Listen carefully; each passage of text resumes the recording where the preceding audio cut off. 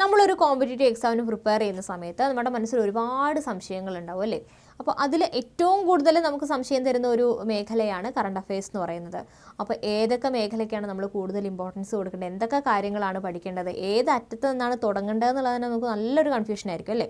അപ്പോൾ അതെല്ലാം മാറ്റാനുള്ളൊരു സെഷനാണ് നമ്മൾ ഈ ഒരു സെഷൻ എന്ന് പറയുന്നത്.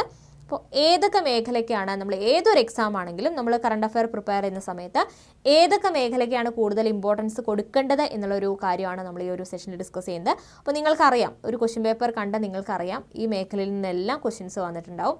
അപ്പോൾ ആ ഒരു ഐഡിയയിൽ പഠിക്കുകയാണെങ്കിൽ നമുക്ക് ഒരുപാട് സമയം ഇതിനു വേണ്ടി സ്പെൻഡ് ചെയ്യേണ്ട കാര്യമില്ല എന്ന് മാത്രമല്ല നമുക്ക് നല്ല മാർക്ക് സ്കോർ ചെയ്യാനും സാധിക്കും. അപ്പോൾ നമുക്ക് എന്തായാലും നമ്മുടെ സെഷനിലേക്ക് കടക്കാം. എല്ലാവർക്കും നമ്മുടെ സെഷനിലേക്ക് സ്വാഗതം. അപ്പോൾ നമ്മളിതിൽ നോക്കുന്നത് ഏതൊക്കെ ഇമ്പോർട്ടൻ്റ് ആയിട്ടുള്ള കാര്യങ്ങളാണ് നമ്മൾ കവർ ചെയ്യേണ്ടത്. അതുപോലെ തന്നെ കറണ്ട് അഫയേഴ്സ് എന്ന് പറഞ്ഞാൽ നമുക്കറിയാം റാങ്ക് മേക്കിംഗ് ആണല്ലേ. ഇപ്പോൾ ഒരു സബ്ജക്റ്റ് പഠിച്ച് തീർക്കുന്നത് പോലെ തീർക്കാൻ പറ്റുന്ന ഒരു സംഗതിയല്ല കറണ്ട് അഫയേഴ്സ്. അപ്പോൾ അതിൻ്റെ ഇമ്പോർട്ടൻസ് എത്രത്തോളമാണെന്ന് നമുക്കറിയാം. നമ്മുടെ റാങ്ക് തന്നെ നിർണ്ണയിക്കുന്നത് ഒരുപക്ഷെ കറണ്ട് അഫയേഴ്സ് ആയിരിക്കാം. അതുകൊണ്ട് തന്നെ നമുക്ക് സ്കിപ്പ് ചെയ്യാൻ പറ്റില്ല എന്ന് മാത്രമല്ല, നമ്മൾ കുറച്ച് നല്ല എഫേർട്ട് ഇട്ട് പഠിക്കുകയാണെങ്കിൽ നമുക്ക് നല്ല റാങ്കിലെത്താനും നമ്മളെ ഹെൽപ്പ് ചെയ്യുന്ന ഒരു കാര്യം കൂടിയാണ് കറണ്ട് അഫയേഴ്സ്. അപ്പോൾ നമുക്ക് നോക്കാം എന്തൊക്കെ കാര്യങ്ങൾക്കാണ് നമ്മൾ ഒരു കോമ്പറ്റേറ്റീവ് എക്സാമിന് പ്രിപ്പയർ ചെയ്യുന്ന സമയത്ത് എന്തൊക്കെ കാര്യങ്ങൾക്കാണ് ഇമ്പോർട്ടൻസ് കൊടുക്കേണ്ടതെന്ന് നമുക്ക് നോക്കാം. ആദ്യം നമ്മൾ നോക്കുന്നത് നാഷണൽ ന്യൂസ് ആണ് അല്ലേ. അപ്പോൾ ഇന്ത്യയിൽ എന്തെങ്കിലും ഒരു സമ്മേളനം നടന്നിട്ടുണ്ടെങ്കിൽ, ഇന്ത്യയുമായിട്ട് ബന്ധപ്പെട്ട പ്രധാനപ്പെട്ട കാര്യങ്ങൾ എന്തെങ്കിലും നടന്നിട്ടുണ്ടെങ്കിൽ, അതുപോലെ എന്തെങ്കിലും ഒരു പാലം ഉദ്ഘാടനം ചെയ്തു, അല്ലെങ്കിൽ ദുരന്തങ്ങളാവാം അങ്ങനെ എന്തെങ്കിലും നടന്നിട്ടുണ്ടോ, ഇന്ത്യയുമായി കണക്ട് ചെയ്തിട്ട് എന്തൊക്കെ പ്രധാനപ്പെട്ട കാര്യങ്ങൾ നടന്നിട്ടുണ്ടോ അതെല്ലാം നമ്മൾ അറിഞ്ഞിരിക്കണം. ഇപ്പോൾ G20 സമ്മിറ്റ് നടന്നത് ഇന്ത്യയിലായിരുന്നു അല്ലേ. 2023 G20 സമ്മിറ്റ് നടന്നത് ഇന്ത്യയിലായിരുന്നു. അത് ഇന്ത്യയിൽ അതുമായിട്ട് ബന്ധപ്പെട്ട് കുറേ സമ്മേളനങ്ങൾ കണക്റ്റഡ് ആയിട്ട് നടന്നിട്ടുണ്ടായിരുന്നു. അതിൻ്റെ കാര്യങ്ങൾ നമ്മൾ അറിഞ്ഞിട്ടുണ്ടാവണം. അതുപോലെ തന്നെ ഇതിന് മുന്നേ എവിടെ നടന്നു, എത്രാമത് എഡിഷനാണ് നടന്നത്, പ്രധാനപ്പെട്ട വേദി ഇന്ത്യയിൽ എവിടെയാണ് നടന്നത്, അങ്ങനെയുള്ള കാര്യങ്ങളെല്ലാം നമ്മൾ കണക്ട് ചെയ്ത് പഠിച്ചിട്ടുണ്ടാവണം. അപ്പോൾ അതൊക്കെയാണ് ഈ നാഷണൽ ന്യൂസിൻ്റെ അണ്ടറിൽ വരുന്നത്. ഇനി നമ്മൾ ഇൻ്റർനാഷണൽ ലെവലിലേക്ക് പോവുകയാണെങ്കിൽ ഇൻ്റർനാഷണൽ ന്യൂസുമായിട്ട് ബന്ധപ്പെട്ട് നമുക്ക് എന്തൊക്കെ ഓർത്തിരിക്കാനായിട്ട് സാധിക്കും. ഇൻ്റർനാഷണൽ എന്ന് പറയുന്ന സമയത്ത് UNO റിലേറ്റഡ് ആയിട്ട് നടന്ന സംഭവങ്ങൾ വരാം. അതുപോലെ തന്നെ മറ്റ് രാജ്യങ്ങളിൽ ഇന്ത്യ പോയിട്ടുണ്ടെങ്കിൽ എന്തെങ്കിലുമൊക്കെ MOUs ഒക്കെ സൈൻ ചെയ്തിട്ടുണ്ടെങ്കിൽ അതുമായിട്ട് ബന്ധപ്പെട്ട കാര്യങ്ങൾ, അവിടുത്തെ പ്രധാനമന്ത്രി ആരാണ്, അവിടുത്തെ പ്രസിഡന്റ് ആരാണ്, അതിൻ്റെ ക്യാപിറ്റൽ ഏതാണ്, അങ്ങനെയുള്ള കാര്യങ്ങളെല്ലാം നമ്മൾ ഈ ഒരു ഇൻ്റർനാഷണൽ ന്യൂസിൻ്റെ അണ്ടറിൽ അറിഞ്ഞിരിക്കണം. അതുപോലെ തന്നെ ഇൻ്റർനാഷണൽ ലെവലിൽ നടന്ന യുദ്ധങ്ങൾ അല്ലേ, അതുമായിട്ട് ബന്ധപ്പെട്ട ചോദ്യങ്ങൾ ഒരുപാട് ക്വസ്റ്റ്യനിൽ കയറി വരുന്നുണ്ട്. പിന്നെ ചില രാജ്യങ്ങൾ സപ്പോർട്ട് ചെയ്തിട്ടുണ്ടെങ്കിൽ അങ്ങനെയുള്ള കാര്യങ്ങൾ, അല്ലെങ്കിൽ ചില കാര്യങ്ങളൊക്കെ നിരസിച്ചിട്ടുണ്ടെങ്കിൽ, അങ്ങനെ ഇൻ്റർനാഷണൽ ലെവലിലുള്ള കാര്യങ്ങളെല്ലാം നമ്മൾ ഈ ഒരു ഇതിൽ അറിഞ്ഞിട്ടുണ്ടാവണം. പിന്നെ പല രാജ്യങ്ങളിലും ഇപ്പോൾ ജപ്പാനിലൊക്കെ ഒരു എർത്ത് നടന്നിട്ടുണ്ടായിരുന്നു. അപ്പോൾ കണ്ടിന്യൂസ് ആയിട്ട് എർത്ത് നടന്നിട്ടുണ്ടായിരുന്നു. അതിൻ്റെ ക്വസ്റ്റ്യൻസ് എക്സാമിൽ വന്നിട്ടുണ്ട്. അങ്ങനെയുള്ള കാര്യങ്ങളൊക്കെ നമ്മൾ അറിഞ്ഞിട്ടുണ്ടാവണം. അപ്പോൾ അതൊക്കെയാണ് ഇൻ്റർനാഷണൽ ന്യൂസിൻ്റെ അണ്ടറിൽ വരുന്നത്. ഇനി പ്രധാനപ്പെട്ട അപ്പോയിൻമെൻറ്റ്സ് നമ്മൾ പറയേണ്ട കാര്യമില്ലല്ലോ. പ്രധാനപ്പെട്ട പദവികളിലിരിക്കുന്ന ആളുകൾ അതുപോലെ തന്നെ ഇമ്പോർട്ടൻ്റ് ആണ്. ഇപ്പോൾ വേറെ രാജ്യങ്ങളിലെ ഏതെങ്കിലും പ്രധാനപ്പെട്ട പദവിയിൽ ഇന്ത്യൻ വംശജരായിട്ടുള്ള ആളുകൾ ഇരിക്കുന്നുണ്ടെങ്കിൽ അത് പ്രത്യേകം നോട്ട് ചെയ്ത് പഠിക്കുക. വനിതകളാണെങ്കിൽ വരാനുള്ള ചാൻസ് വളരെ കൂടുതലാണ്. അപ്പോൾ അങ്ങനെയുള്ള കാര്യങ്ങളൊക്കെ ഓർത്തിരിക്കണം. അപ്പോൾ അതൊക്കെയാണ് ന്യൂ അപ്പോയിൻമെൻറ്റ്സിൽ വരുന്നത്. ഇനി വുമൺ ഇൻ ന്യൂസ്, സ്ത്രീകളുമായിട്ട് ബന്ധപ്പെട്ട പദ്ധതികളാണെങ്കിലും അതുപോലെ തന്നെ എന്തെങ്കിലും സ്ത്രീകൾ വാർത്തകളിൽ വന്നിട്ടുണ്ടെങ്കിൽ അതുമായിട്ട് ബന്ധപ്പെട്ട ക്വസ്റ്റ്യൻസ് എപ്പോഴും നമ്മൾ എക്സാമിൽ കാണാറുള്ളതാണ്. അപ്പോൾ അവർക്ക് എന്തെങ്കിലും ഒരു അവാർഡ് കിട്ടിയിട്ടുണ്ടെങ്കിൽ, അല്ലെങ്കിൽ ഏതെങ്കിലും മറ്റു രാജ്യങ്ങളിലോ അല്ലെങ്കിൽ ഇന്ത്യയിൽ തന്നെ ഏതെങ്കിലും ഒരു നല്ലൊരു പദവിയിൽ എത്തിയിട്ടുണ്ടെങ്കിൽ അതെല്ലാം നമുക്ക് ഇമ്പോർട്ടൻ്റ് ആണ്. പുതിയ പുസ്തകങ്ങൾ ഏതെങ്കിലും അവരുമായിട്ട് ബന്ധപ്പെട്ട ഏതെങ്കിലും ഒരു പുസ്തകങ്ങൾ അവർ റിലീസ് ചെയ്യുക, അങ്ങനെയുള്ള കാര്യങ്ങളൊക്കെ ഉണ്ടെങ്കിൽ അതെല്ലാം നമുക്ക് ഈ വുമൺ ഇൻ ന്യൂസിൻ്റെ അണ്ടറിൽ നോക്കാവുന്നതാണ്.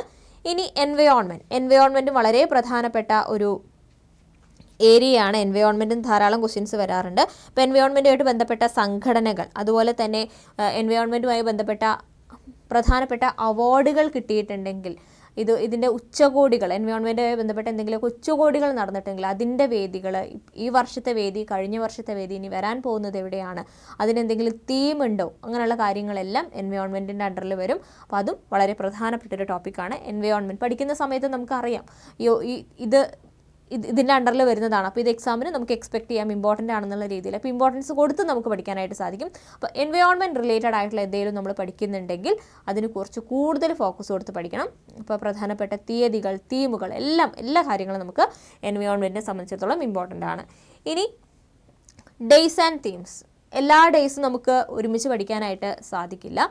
ഈ രോഗങ്ങളുമായി ബന്ധപ്പെട്ട പ്രധാനപ്പെട്ട ദിനങ്ങൾ എപ്പോഴും എക്സാമിന് ചോദിച്ച് കാണുന്നതാണ്. അതുപോലെ തന്നെ കുട്ടികളുമായിട്ട് ബന്ധപ്പെട്ട എന്തെങ്കിലും ദിനങ്ങളുണ്ടെങ്കിൽ, സ്ത്രീകളുമായിട്ട് ബന്ധപ്പെട്ട ദിനങ്ങളുണ്ടെങ്കിൽ, അല്ലേ, വുമൻസ് ഡേ, അതുപോലെ തന്നെ നമുക്കറിയാം ചിൽഡ്രൻസ് ഡേ, അതെല്ലാം എപ്പോഴും എക്സാമിന് ചോദിക്കുന്നതാണ്. അതിൻ്റെ തീം എന്താണെന്നുള്ളത്, ഈ ബാലവേല വിരുദ്ധ ദിനം, അങ്ങനെയുള്ള സ്ത്രീകൾക്കെതിരെയുള്ള അങ്ങനെ അക്രമങ്ങൾക്കെതിരായിട്ടുള്ള ദിനങ്ങളൊക്കെ ഉണ്ടെങ്കിൽ അങ്ങനെയുള്ള കാര്യങ്ങളെല്ലാം ഇതിൻ്റെ അണ്ടറിൽ വരും. ഇതെല്ലാം വളരെ ഇമ്പോർട്ടൻ്റ് ആണ്. ഒരുപാട് നമ്മൾ ഡീപ്പായിട്ട് പഠിക്കേണ്ട കാര്യമില്ല എങ്കിൽ പോലും സ്ത്രീകളുമായിട്ട് ബന്ധപ്പെട്ട അല്ലെങ്കിൽ കുട്ടികളായിട്ട് ബന്ധപ്പെട്ട അതുപോലെ തന്നെ രോഗങ്ങളായിട്ട് ബന്ധപ്പെട്ട പ്രധാനപ്പെട്ട ദിവസങ്ങൾ, അതിന് തീം ഉണ്ടെങ്കിൽ അതും നമ്മൾ പ്രധാനപ്പെട്ടതായിട്ട് അറിഞ്ഞിട്ടുണ്ടാവണം.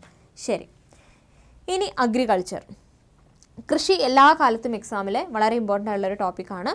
കൃഷിയായിട്ട് ബന്ധപ്പെട്ട ഇപ്പോൾ ഈ അടുത്ത കാലത്ത് MS സ്വാമിനാഥൻ അന്തരിച്ചിട്ടുണ്ടായിരുന്നു. അദ്ദേഹമായിട്ട് ബന്ധപ്പെട്ട ക്വസ്റ്റ്യൻ അടുത്ത എക്സാമിൽ കയറി വന്നു. അദ്ദേഹം ഡെവലപ്പ് ചെയ്ത ഒരു ഗോതമ്പിനുണ്ടല്ലോ, അതൊക്കെ ഇനി വരുന്ന എക്സാമിൽ നമുക്ക് എക്സ്പെക്ട് ചെയ്യാനായിട്ട് സാധിക്കും. അദ്ദേഹം മരിച്ച ഡേറ്റ്, അതുപോലെ തന്നെ അഗ്രികൾച്ചർ റിലേറ്റഡ് ആയിട്ടുള്ള അവാർഡുകൾ വളരെ ഇമ്പോർട്ടൻ്റ് ആണ്. അതുമായിട്ട് ബന്ധപ്പെട്ട വ്യക്തിത്വങ്ങൾ ഇമ്പോർട്ടൻ്റ് ആണ്. അപ്പോൾ അതുപോലെ തന്നെ ഇപ്പോൾ ഏതെങ്കിലും കയറ്റുമതിയിൽ ഏതെങ്കിലും രാജ്യം മുന്നിൽ നിൽക്കുന്നുണ്ടോ, അല്ലെങ്കിൽ ഇറക്കുമതിയിൽ ഏതെങ്കിലും പിന്നിൽ നിൽക്കുക, അതുപോലെ തന്നെ ഇന്ത്യയുടെ സ്ഥാനം എത്രയാണ്, അങ്ങനെയുള്ളതെല്ലാം വളരെ പ്രൊഡക്ഷനിൽ ഏതെങ്കിലും രാജ്യം മുന്നിൽ നിൽക്കുന്നുണ്ടെങ്കിൽ അതുമായിട്ട് ബന്ധപ്പെട്ട എന്തെങ്കിലും വാർത്തകൾ വന്നിട്ടുണ്ടെങ്കിൽ ഇന്ത്യയുടെ സ്ഥാനം എത്രയാണെന്നുള്ളത്, അതെല്ലാം അഗ്രികൾച്ചറിൻ്റെ അണ്ടറിൽ വരുന്നതാണ്, ഇമ്പോർട്ടൻ്റ് തന്നെയാണ്. ഇനി India's ranking in various indexes. Ranking എപ്പോഴും എക്സാമിന് ക്വസ്റ്റ്യൻ വരാറുള്ളതാണ്. റാങ്കിങ്, ഹാപ്പിനെസ് ഇൻഡെക്സ് ഉണ്ട്, ഹങ്കർ ഇൻഡെക്സ് ഉണ്ട്, ജെൻഡർ ഇക്വാലിറ്റി ഇൻഡെക്സ് ഉണ്ട്. അപ്പോൾ ഇതിലൊക്കെ നമ്മൾ അറിഞ്ഞിരിക്കേണ്ടത് ഇന്ത്യയുടെ റാങ്ക് എത്രയാണെന്ന് നമ്മൾ അറിഞ്ഞിരിക്കണം. അതുപോലെ തന്നെ ഒന്നാമതുള്ളത് ആരെന്ന് അറിഞ്ഞിരിക്കണം. തൊട്ട് മുന്നത്തെ വർഷം ഇന്ത്യയുടെ റാങ്ക് എത്രയാണെന്നുള്ളത് അറിഞ്ഞിരിക്കണം. അത്രയുമാണ് ബേസിക് ആയിട്ട് പഠിക്കേണ്ടത്. അപ്പോൾ റാങ്കിങ് നമ്മൾ എടുത്ത് നോക്കിയാൽ തന്നെ നമുക്ക് ഒരുപാട് വലിയൊരു ലിസ്റ്റ് ആയിരിക്കും നമ്മുടെ മുന്നിൽ വരിക. അപ്പോൾ അത്രയും കാര്യങ്ങൾ നമ്മൾ പഠിക്കേണ്ട കാര്യമില്ല. സെലക്റ്റീവായിട്ട് പഠിക്കണം ഇന്ത്യയുടെ റാങ്ക് ഈ വർഷം, കഴിഞ്ഞ വർഷം. അതുപോലെ തന്നെ ഇതിലെല്ലാം ഒന്നാമത് നിൽക്കുന്നത് ആരാണ്, ചിലതിലാണെങ്കിൽ ഏറ്റവും പിന്നിൽ നിൽക്കുന്നത് ആരാണെന്നുള്ളത് കൂടി നമ്മൾ ഓർത്തിരിക്കണം. അപ്പോൾ ഇത്രയും നാൾ സിമ്പിളായിട്ട് പഠിക്കുകയാണെങ്കിൽ, ഒന്ന് നോട്ട് ചെയ്ത് പഠിക്കുകയാണെങ്കിൽ വളരെ സിമ്പിളായിട്ട് തീർക്കാവുന്ന കാര്യമുള്ളൂ റാങ്കിങ് എന്ന് പറയുന്നത്. അതൊക്കെ നമുക്ക് കോഡ് യൂസ് ചെയ്തും പഠിക്കാം. ഇപ്പോൾ ഹാപ്പിനെസ് ഇൻഡെക്സ് ഒക്കെ ആണെങ്കിൽ ഇപ്പോൾ 2024 എടുത്താലും 2023 എടുത്താലും ഇന്ത്യയുടെ റാങ്ക് എന്ന് പറയുന്നത് 126 അതൊക്കെ ഓർത്തിരിക്കാൻ വളരെ സിമ്പിളാണ്. അപ്പോൾ 126 എന്ന് പറയുമ്പോൾ ആ ഒരു നമ്പർ കാണുമ്പോൾ തന്നെ നമുക്കറിയാം 6ൻ്റെ ഇരട്ടിയാണ് 12 എന്നുള്ളത്. അപ്പോൾ നമുക്ക് 6 ഇരട്ടി സന്തോഷ സൂചികയാണ്, ഹാപ്പിനെസ് ഇൻഡെക്സ് ആണ്. അപ്പോൾ 6 ഇരട്ടി സന്തോഷം, 6ൻ്റെ ഇരട്ടിയാണ് 12. അപ്പോൾ 126 എന്നുള്ള രീതിയിലൊക്കെ നമുക്ക് കണക്ട് ചെയ്ത് വയ്ക്കാം. അപ്പോൾ റാങ്കിങ് പഠിക്കുകയാണെങ്കിലും കണക്ഷൻസ് വെച്ച് പഠിച്ചു പോകാനായിട്ട് ശ്രദ്ധിക്കുക.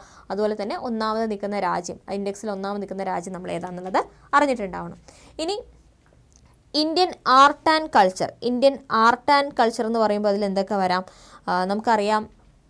ഈ അടുത്ത് നടന്ന എക്സാംസിലൊക്കെ ഓരോ ഫെസ്റ്റിവൽസ് എവിടെയാണ് നടക്കുന്നത് എന്നുള്ള കാര്യങ്ങളൊക്കെ എക്സാമിൽ ചോദിച്ചിട്ടുണ്ട്. ഇപ്പോൾ 2 വർഷത്തിന് ശേഷം കാലാഗോഡ ഫെസ്റ്റിവൽ, കാലാഗോഡ എപ്പോഴും എക്സാമിൽ ചോദിക്കുന്നതായിരുന്നു നേരത്തെ. അപ്പോൾ അതുമായിട്ട് ബന്ധപ്പെട്ട വാർത്തകൾ ഇപ്പോൾ റീസെൻ്റ് ആയിട്ടൊക്കെ വന്നിട്ടുണ്ടായിരുന്നു, അല്ലേ, കാലാഗോഡ ഫെസ്റ്റിവലായിട്ട് ബന്ധപ്പെട്ട കാര്യങ്ങൾ. അതുപോലെ തന്നെ ബിഹു, അതെവിടെയാണ് സെലിബ്രേറ്റ് ചെയ്യുന്നത്, അങ്ങനെയുള്ള ക്വസ്റ്റ്യൻസൊക്കെ എക്സാമിന് കണ്ടില്ലേ, റിപ്പീറ്റ് ചെയ്ത് ചോദിക്കുന്നതാണ്. അവിടെ വർഷങ്ങളായിട്ട് നടന്നുകൊണ്ടിരിക്കുന്നതായിരിക്കാം. അതുമായിട്ട് ബന്ധപ്പെട്ട എന്തെങ്കിലുമൊക്കെ റീസെൻ്റ് ആയിട്ട് അതുമായിട്ട് ബന്ധപ്പെട്ട എന്തെങ്കിലുമൊക്കെ വന്നിട്ടുണ്ടെങ്കിൽ ആ കാര്യങ്ങളെല്ലാം അറിഞ്ഞിരിക്കണം. അപ്പോൾ അത് എവിടെയാണ് നടക്കുന്നത്, ആ ഒരു ഫെസ്റ്റിവൽ എവിടെയാണ് നടക്കുന്നത് എന്നുള്ളത് വളരെ ഇമ്പോർട്ടൻ്റ് ആണ്, അത് അറിഞ്ഞിരിക്കുക. ഓക്കെ, അപ്പോൾ അതൊക്കെ ആർട്ട് ആൻഡ് കൾച്ചറിലാണ് വരുന്നത്. അതുപോലെ തന്നെ എന്തെങ്കിലുമൊക്കെ സ്മാരകങ്ങളൊക്കെ ആയിട്ട് ബന്ധപ്പെട്ട കാര്യങ്ങളൊക്കെ വാർത്തകൾ വന്നിട്ടുണ്ടെങ്കിൽ അതെല്ലാം നമ്മൾ ഇതിൻ്റെ അണ്ടറിൽ അറിഞ്ഞിട്ടുണ്ടാവണം. സ്മാരകങ്ങളുമായിട്ട് ബന്ധപ്പെട്ടത്, പിന്നെ ചരിത്ര പ്രാധാന്യമുള്ള അതുമായിട്ട് കണക്റ്റഡ് ആയിട്ട് എന്തെങ്കിലുമൊക്കെ വാർത്ത വന്നിട്ടുണ്ടെങ്കിൽ അതെല്ലാം നമ്മൾ അറിഞ്ഞിട്ടുണ്ടാവണം. ഇനി അവാർഡ്സ് ആൻഡ് ഓണേഴ്സ് പ്രത്യേകം പറയേണ്ട കാര്യമില്ല. ഭാരതരത്ന, നൊബേൽ, ഓസ്കാർ, ഗ്രാമി അവാർഡുകൾ, അല്ലേ, film awards, state awards, sports related ആയിട്ടുള്ള അവാർഡ്സ്, അതെല്ലാം ഇതിൻ്റെ അണ്ടറിൽ വരുന്നതാണ്. അവാർഡ്സ് എപ്പോഴും ഏതൊക്കെ കാര്യങ്ങളിലാണ് ക്വസ്റ്റ്യൻസ് വരുന്നത് എന്ന് നമുക്ക് അറിയുന്നുണ്ടെങ്കിൽ, ഇപ്പോൾ ഫിലിം അവാർഡിൽ നിന്ന് എന്തായാലും എപ്പോഴും എക്സാമിന് ക്വസ്റ്റ്യൻ വരുന്നതാണ്. അപ്പോൾ അതെല്ലാം അറിഞ്ഞിരിക്കണം. അല്ലെങ്കിൽ ഇപ്പോൾ അവാർഡ് കിട്ടിയ ആളുകൾ ഏത് മേഖലയുമായി ബന്ധപ്പെട്ട വ്യക്തികളാണ്, അപ്പോൾ അവരുമായിട്ട് ബന്ധപ്പെട്ട എന്തെങ്കിലും ഒരു ഓർഗനൈസേഷനോ അങ്ങനെ എന്തെങ്കിലും അവർ ഫോം ചെയ്തിട്ടുണ്ടോ, എന്തെങ്കിലും പ്രത്യേകമായിട്ട് അവർ സ്ഥാപിച്ചിട്ടുണ്ടോ, അങ്ങനെയാണെങ്കിൽ അതെല്ലാം നമ്മൾ അറിഞ്ഞിരിക്കാം. അവാർഡ്സ് ആൻഡ് ഓണേഴ്സ് വളരെ വളരെ ഇമ്പോർട്ടൻ്റ് ആണ്. അപ്പോൾ കുറേ കാര്യങ്ങൾ എക്സാമിന് ഇതുവരെ ചോദിക്കാത്ത അങ്ങനെയുള്ള കാര്യങ്ങളൊന്നും പഠിക്കരുത്. വരുന്ന നമുക്ക് ഉറപ്പുള്ള കാര്യങ്ങൾക്ക് കൂടുതൽ ഫോക്കസ് ചെയ്ത് പഠിക്കാം. മറ്റുള്ളത് ഒരു കോഡൊക്കെ വെച്ച് എക്സാമിന് സപ്പോസ് ചോദിക്കുകയാണെങ്കിൽ നമുക്ക് ആൻസർ ചെയ്യാൻ പറ്റണം എന്നുള്ള രീതിയിൽ കൃത്യമായിട്ട് പഠിച്ചു. അത് എത്രാമത്താണെന്നുള്ളതൊക്കെ പഠിക്കണം കേട്ടോ. എത്രാമത് അവാർഡാണ് പ്രഖ്യാപിച്ചത്, അങ്ങനെയുള്ള കാര്യങ്ങളൊക്കെ നോട്ട് ചെയ്ത് പഠിക്കുക. ശരി, ഇനി ബാങ്കിങ്. ചില ബാങ്ക്സ് ഓരോ സ്കീംസ് ഒക്കെ സ്റ്റാർട്ട് ചെയ്യില്ല. അതുപോലെ തന്നെ റേറ്റുകൾ, ബാങ്കിങ് റേറ്റുകൾ, റിപ്പോ റേറ്റ്, അതെല്ലാം നമുക്ക് ഇമ്പോർട്ടൻ്റ് ആണ്. അങ്ങനെയുള്ള കാര്യങ്ങളൊക്കെ ബാങ്കിങ്ങുമായിട്ട് ബന്ധപ്പെട്ട് അറിഞ്ഞിരിക്കണം. ചില ബാങ്ക് പല സ്കീംസൊക്കെ സ്റ്റാർട്ട് ചെയ്യും, അതിനെക്കുറിച്ചൊക്കെ നമുക്ക് ബേസിക് ആയിട്ടുള്ള ഒരു നോളജ് ഉണ്ടായിരിക്കണം. പിന്നെ ബാങ്കിങ്ങുമായിട്ട് ബന്ധപ്പെട്ട് വനിതകൾ ആരെങ്കിലുമൊക്കെ വാർത്തകളിൽ വന്നിട്ടുണ്ടെങ്കിൽ, പുതിയ അപ്പോയിൻമെൻറ്റ്സ് ഒക്കെ വന്നിട്ടുണ്ടെങ്കിൽ അതെല്ലാം ഓർത്തിരിക്കണം. ശരി, ഇനി ബിൽസ് ആൻഡ് ആക്ട്സ്, ഒരു ബില്ല് പാസ്സാക്കുമ്പോൾ അതുമായിട്ട് ബന്ധപ്പെട്ട കാര്യങ്ങളുണ്ടായിരിക്കില്ലേ? ലോകസഭ പാസ്സാക്കിയത്, രാജ്യസഭ പാസ്സാക്കിയത്, അതുപോലെ തന്നെ പ്രസിഡന്റ് അതിൽ ഒപ്പുവെച്ച ഡേറ്റ്, അതെല്ലാം നമുക്കറിയാം. ഈ റീസെൻ്റ് ആയിട്ട് നടന്ന എക്സാംസ് ഒക്കെ പരിശോധിച്ചാൽ തന്നെ നമുക്കറിയാം അതിൽ നിന്നൊക്കെ ധാരാളം ക്വസ്റ്റ്യൻസ് വന്നിട്ടുണ്ടെന്നുള്ളത്.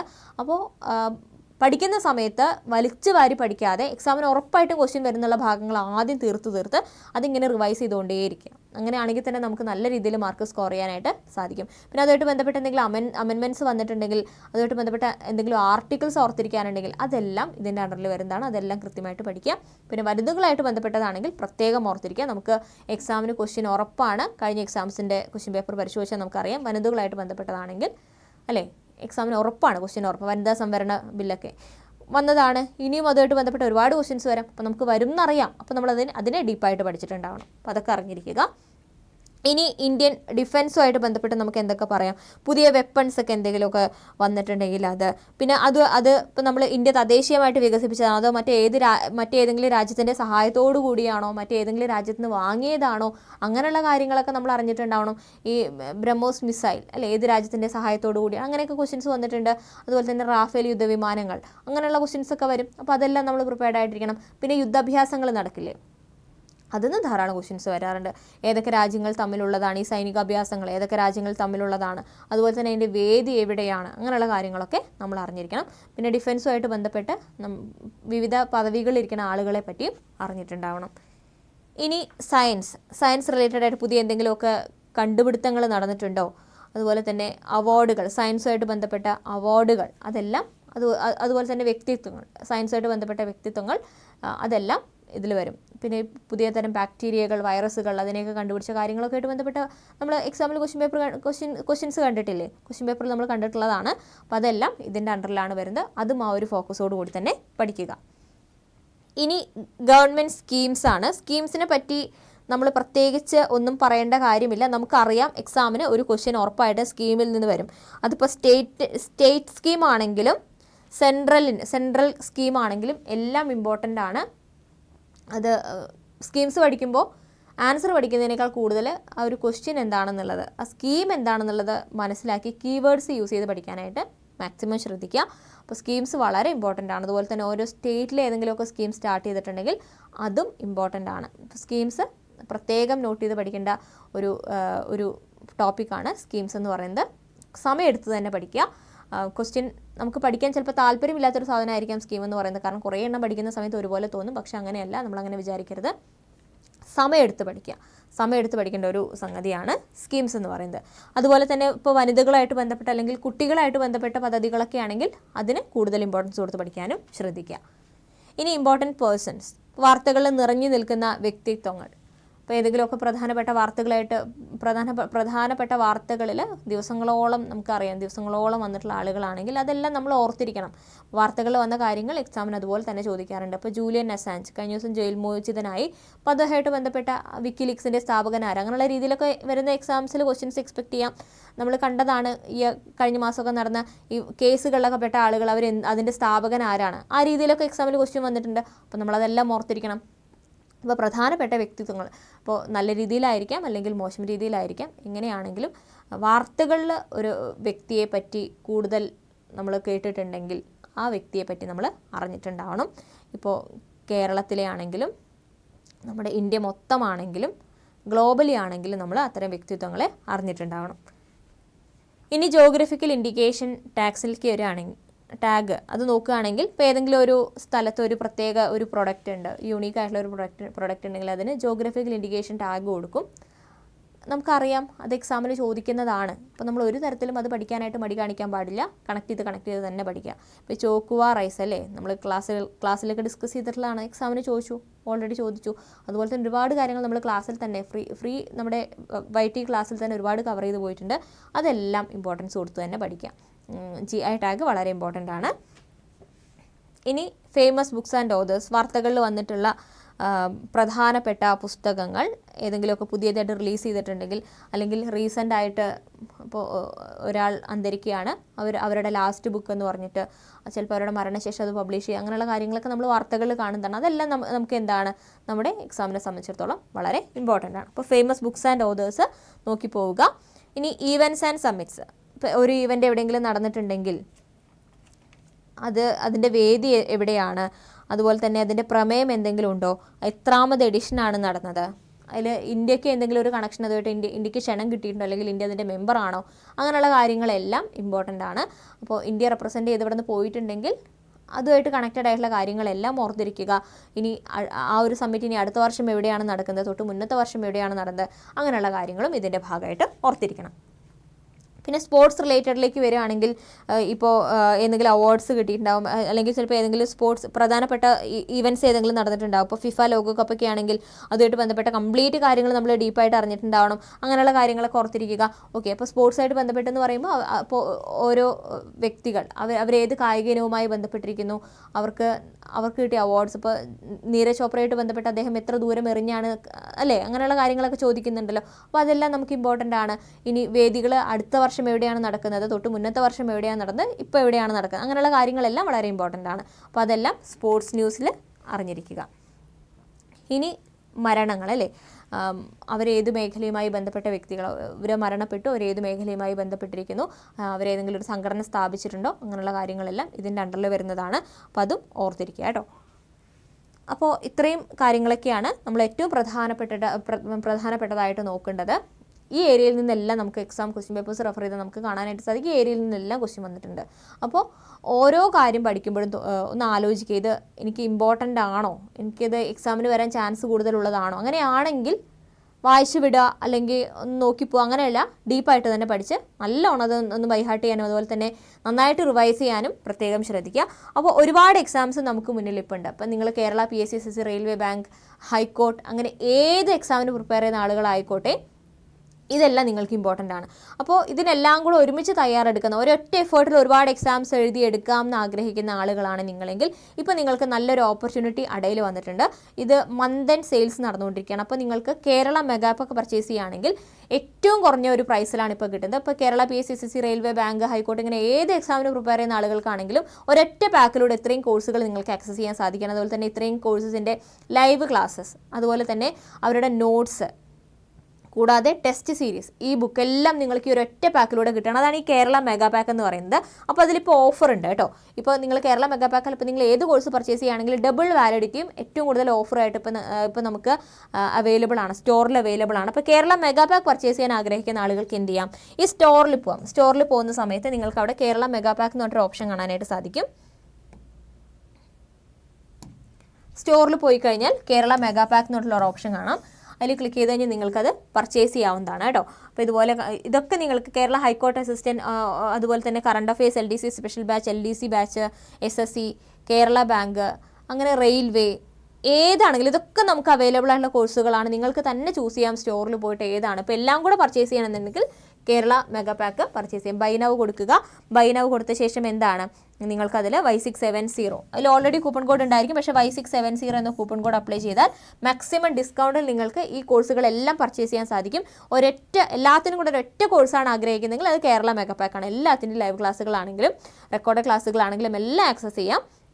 സെപ്പറേറ്റ് പർച്ചേസ് ചെയ്യാൻ ആഗ്രഹിക്കുന്നതെങ്കിൽ ഇങ്ങനെ തന്നെ സെപ്പറേറ്റ് തന്നെ പർച്ചേസ് ചെയ്യാം. നിങ്ങൾ ഏതെങ്കിലും ഒരെണ്ണത്തിന് ഫോക്കസ് ചെയ്താണ് പഠിക്കുന്നതെങ്കിൽ ആ ഒരു രീതിയിലും. ഇപ്പോൾ നിങ്ങൾ പർച്ചേസ് ചെയ്യുകയാണെങ്കിൽ ഡബിൾ വാലിഡിറ്റിയിൽ ഒരു കോഴ്സ് സ്വന്തമാക്കാനായിട്ട് സാധിക്കും. അപ്പോൾ ആ കാര്യം കൂടെ ഒന്ന് ശ്രദ്ധിക്കുക. അപ്പോൾ ഏതാണോ എക്സാം നിങ്ങൾ പ്രിപ്പയർ ചെയ്യുന്നത് അതിനനുസരിച്ച് കോഴ്സ് സെലക്ട് ചെയ്ത് പഠിക്കുക കേട്ടോ. ഓക്കെ, അപ്പോൾ കറണ്ട് അഫയേഴ്സിന് കൂടുതൽ ഇമ്പോർട്ടൻസ് കൊടുക്കുക. നമുക്കറിയാം വളരെ ഇമ്പോർട്ടൻ്റ് ആണ്. നമ്മുടെ റാങ്ക് നിർണ്ണയിക്കുന്നത് ഒരു പക്ഷേ കറണ്ട് അഫയേഴ്സ് ആയിരിക്കാം. അപ്പോൾ ആ ഒരു ഇമ്പോർട്ടൻസോട് കൂടി തന്നെ പഠിക്കുക. ഓക്കെ, അപ്പോൾ എല്ലാവരും നന്നായിട്ട് പഠിക്കൂ. മറ്റൊരു സെഷനായിട്ട് നമുക്ക് വീണ്ടും കാണാം. താങ്ക്